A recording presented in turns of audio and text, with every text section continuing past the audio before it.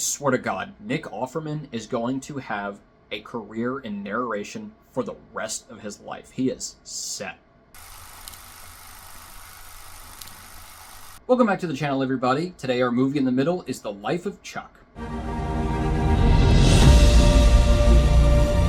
The Life of Chuck is the newest Stephen King adaptation, chronicling the life of an interesting man with a haunting secret. It stars Tom Hiddleston, Karen Gillan, Chiwetel Ejiofor, Sara, Jacob Tremblay, Mark Hamill, and many, many others. So this is the first time I've ever gone to a screen unseen at AMC theaters.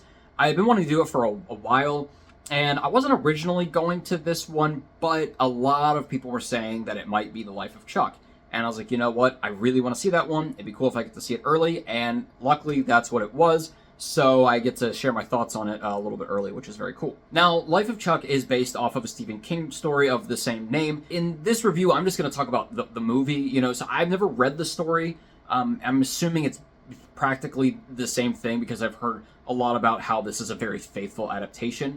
But I'm just going to talk about the movie, nothing to do with the story, itself, if there was any changes. Now, Mike Flanagan has done a wealth of horror. He is probably one of the biggest names in recent horror right now, which is very, very cool because, as I like to mention, every time we talk about Mike Flanagan, he went to the college that I went to, so yeah, that's pretty cool. But he has actually done, a lot of stuff, including TV shows and movies. He did the sequel to The Shining, Dr. Sleep, so he's no new person to doing Stephen King adaptations, and he did that one very well. And then he did this one, and people are saying it's a good adaptation. And he's about to do Carrie and The Dark Tower. So he and Stephen King are going to be like this pretty soon. And it's very cool that he's been able to do all of these things. But you can definitely see that this is a Mike Flanagan movie from minute one. Starting off with the highs, it was very cool to see this entire ensemble of characters and actors, not only because he's working with a lot of new actors he's never worked with, a lot of really big ones. It's just cool to see him out here doing this, getting really, really big movies out here. But it was also very cool to, once again, see a lot of the cast that he routinely works with in a lot of the TV shows.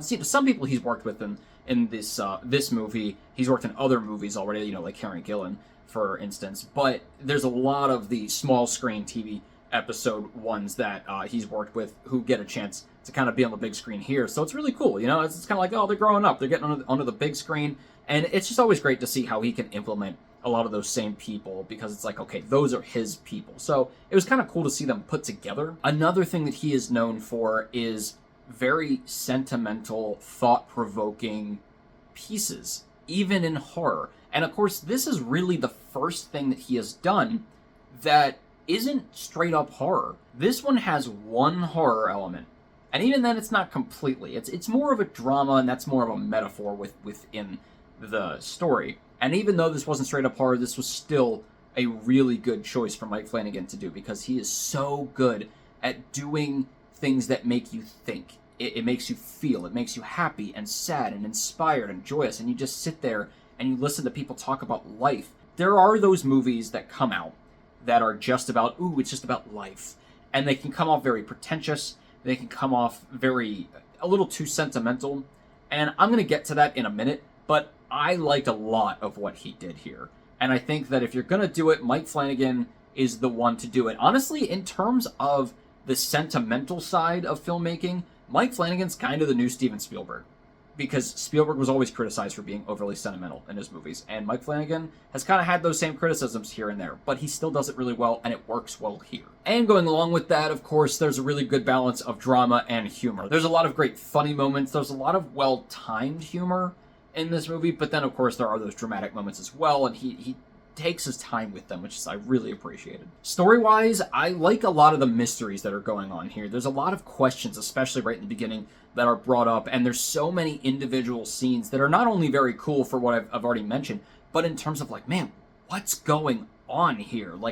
Going into this movie having literally zero idea what was about to happen, which doesn't always happen, doesn't usually happen. Usually I have some inkling of what it's going to be about.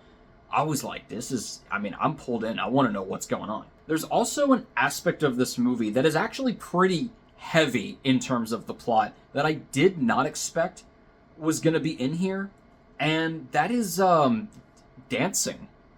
It's a big part of this movie, and there's one scene that was probably my favorite scene of the whole movie that has to do with a dance number. I'm not going to say what it is, but it was very cool. I was smiling the whole time. It was a great scene. So much that came out of it, so much of what it meant for the characters. I don't know if I've ever mentioned this. I don't think I have. But I really like the swing dance. So seeing anything like that where people are just going out, dancing, meeting people, spontaneously especially, it's very, very cool. I love that stuff. So that was an awesome scene. And finally, while a lot of the acting is very, very good in this movie, there's actually one actor out of all of them that really stood out to me, and maybe it's just because it's the first time I've ever seen him. It is actually the kid actor who plays the young Chuck. His name is Benjamin Pajak. I think I'm saying that correctly. He was great. I mean, he's just one of those kids that can act well beyond his years. He seems very mature. I loved him. He actually takes up a good chunk of this movie, and he really carries it. I really liked him. That was just a highlight. Obviously, all the acting is good, but I really liked him.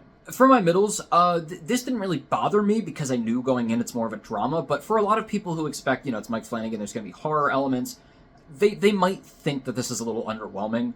There's sort of some horror elements. I had heard that there was a haunted house, so that it wasn't going to be primarily scary, but it was going to be a little bit. It's not so much a scary thing as it is, again, a metaphor or something more emotional, which Mike Flanagan's really, really good at doing that. I did a video a couple years ago about how he's made horror and, especially ghosts, something that's deeper than just, ooh, it's a scary ghost. It means stuff. That happens here as well, but again, if you're looking for horror, it might be a little underwhelming. Also, and I sort of mentioned this already, but another thing that Mike Flanagan is very, very known for, and people sometimes critique him for it, I've often critiqued him for it, is his overuse of monologues. And he knows that he does it, that's his thing.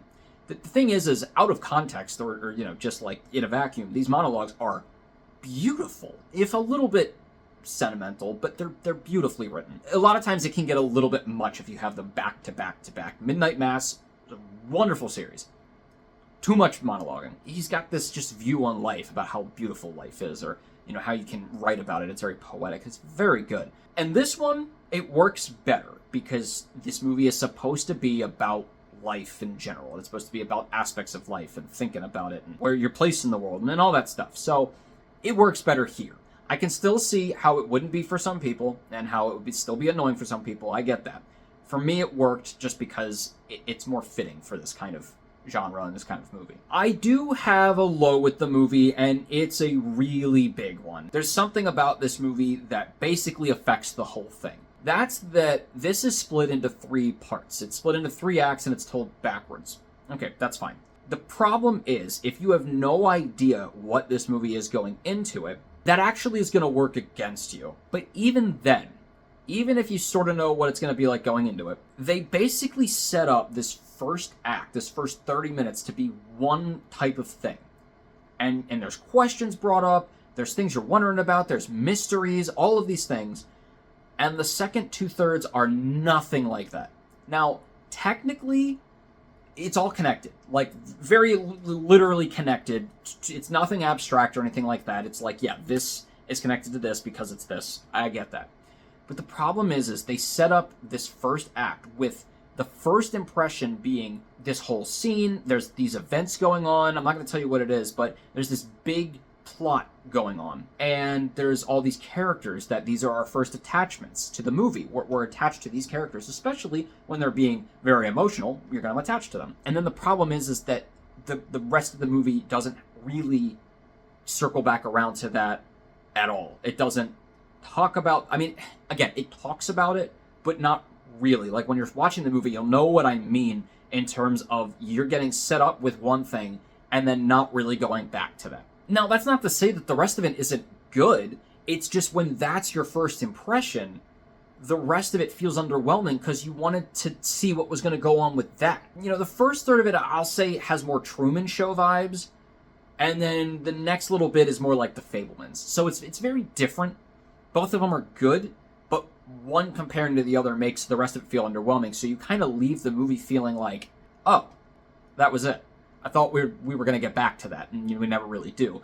And, I mean, actually, in terms of that first third, there are actual just, like, things that they dive into and start to talk about with how the world is that feels just useless by the end of the movie. It's like, why'd you even Like there is one purpose for why the world is so complex in the first third. There is a reason that's sort of explained in one scene, but it doesn't make up for the fact that we wanted to see more of it. The other problem is that, okay, the first third is a little bit different, a lot different from the next two thirds. Well, at least we got Tom Hiddleston to kind of carry us through it. Not really. Tom Hiddleston's actually barely in this movie. It's kind of weird.